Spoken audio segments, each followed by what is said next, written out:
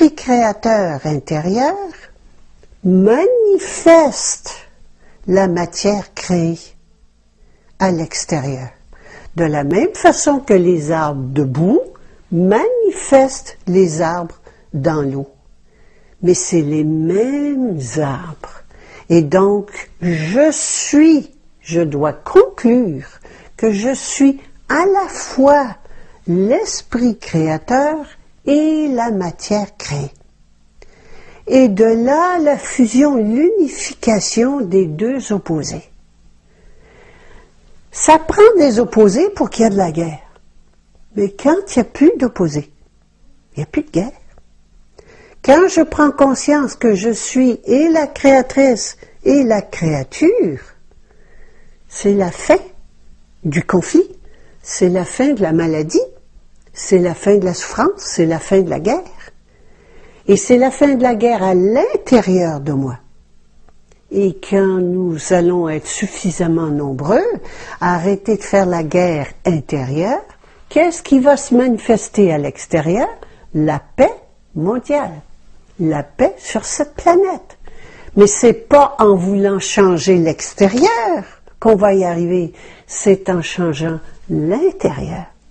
De la même façon que ça n'est pas en changeant les arbres qui font un miroir dans l'eau qu'on va les améliorer, c'est en changeant les arbres qui sont debout.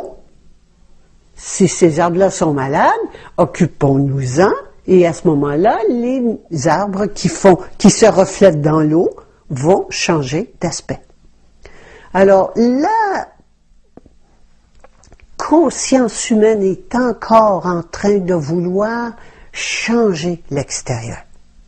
On veut changer le gouvernement. On fait des boycotts. C'est à la mode en ce moment, on parle de boycotter les Jeux de Pékin.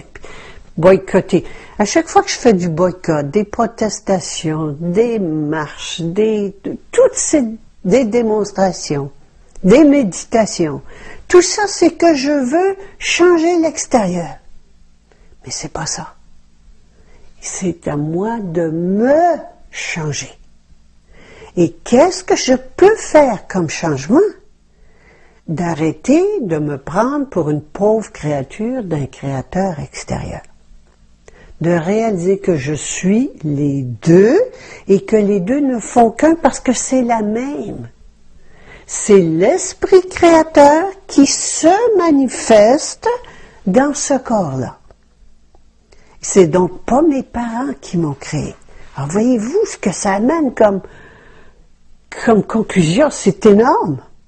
Donc ce corps-là, je le crée, ce corps que vous voyez, je le crée à tout moment, au moment présent, et il manifeste mon état de conscience de mon âme.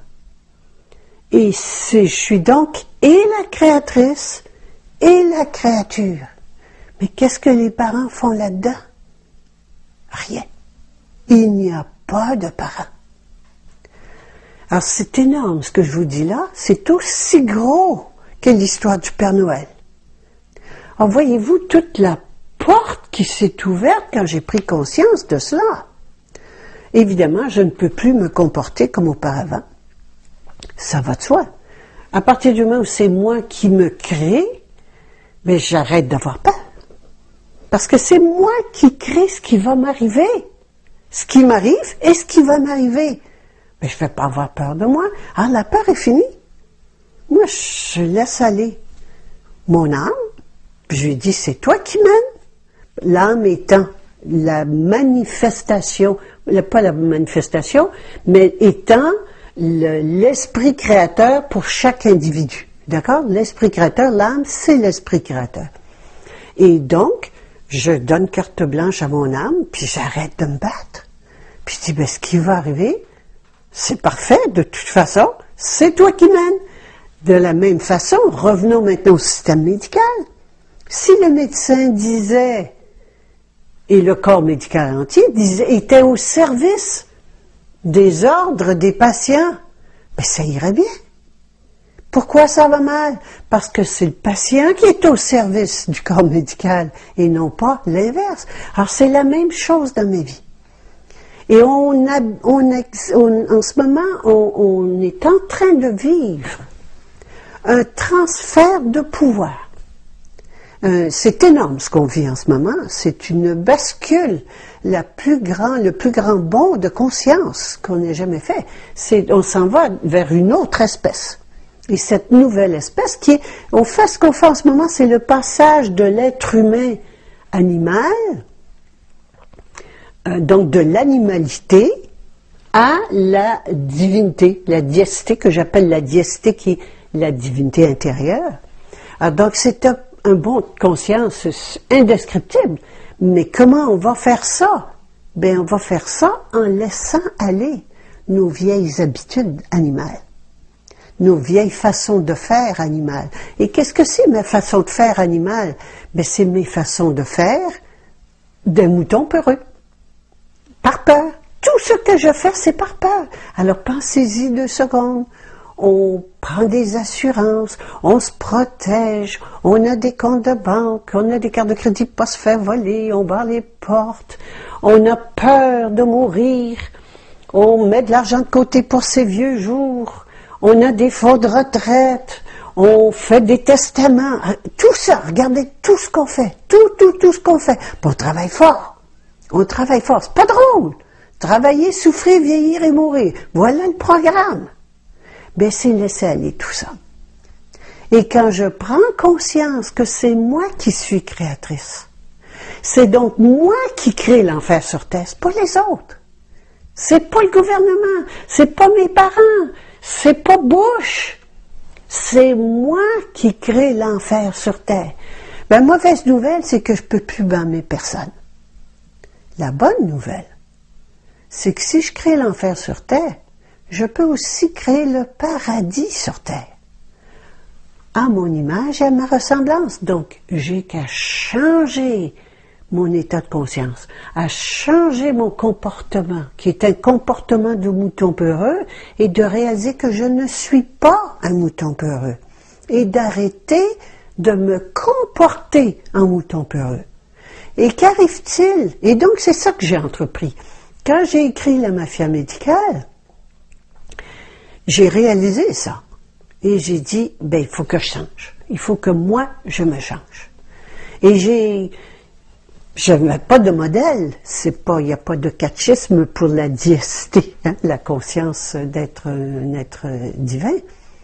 Alors, j'ai commencé à m'imaginer, est-ce que un être diésique a des cartes de crédit? Est-ce qu'un être diésique a des comptes de banque? Est-ce qu'un être diésique a des assurances? Est-ce qu'un être diésique a une assurance maladie, par exemple? Mais puis à chaque fois, c'était non. Alors j'ai laissé aller tous ces comportements que j'avais, qui sont des comportements de moutons peureux, je les ai laissés aller. Est-ce qu'un être diésique se demande ce que les autres pensent de lui? Est-ce qu'un être diésique paye l'impôt? Hein? Donne sa laine? Ben non, c'est les moutons qui donnent leur laine pour être protégés. Et là, vous réalisez que s'il n'y a plus de moutons, il n'y a plus de berger. Il y a un berger, c'est-à-dire le gouvernement, parce qu'il y a des moutons peureux qui pensent qu'ils ont besoin d'une autorité extérieure pour les protéger et assurer leur sécurité. Alors, ça veut dire qu'on n'a pas besoin de gouvernement. Et les routes, qui va construire les routes? Comme on raconte tout le temps. Ben, qui va construire les routes? Qui construit les routes? Des contracteurs. Ben là, est-ce que les contracteurs vont perdre leur capacité de construire des routes? Est-ce qu'on a besoin d'un gouvernement entre nous qui payons et le contracteur qui construit les routes? Ben non. Alors, voyez, tout ça, c'est une pensée et un système énorme. Tous les systèmes qu'on a développés sont des systèmes qu'on a créés à notre image et à notre ressemblance. Donc, des systèmes pour moutons. Et là, on réalise que le berger est pas très bon pour nous. Il tond de plus en plus, les tontes sont de plus en plus